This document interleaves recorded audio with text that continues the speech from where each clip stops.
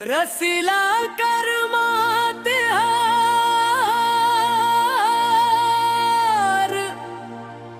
गूंजे मांदर के ताल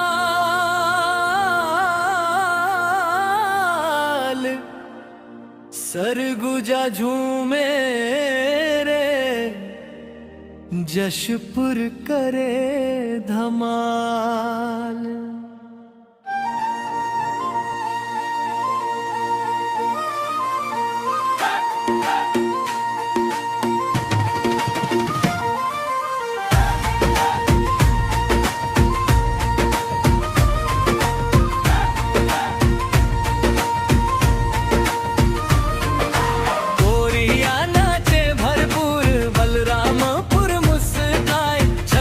सगर के माटी माँ खुशी के फूल खिलाए। महुआ के डाल तले संगी झूठे गाँव भर कर्म रजा के जयकारा गूंजे घर घर द्वार।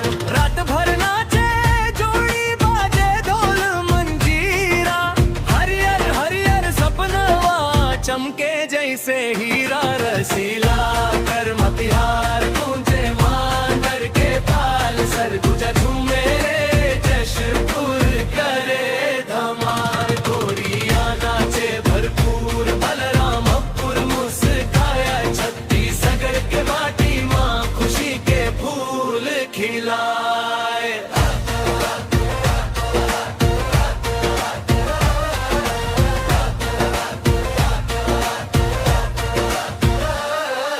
नदियाँ गावे गीत रे पवन सुनाए बात रंगीन जिंदगी चुनरी माँ सज गे गाँव के रात। भाई बहनी संग संग धरे माया के डोर पर कर्मा देव के आशीष बरसे चाहूं ओर।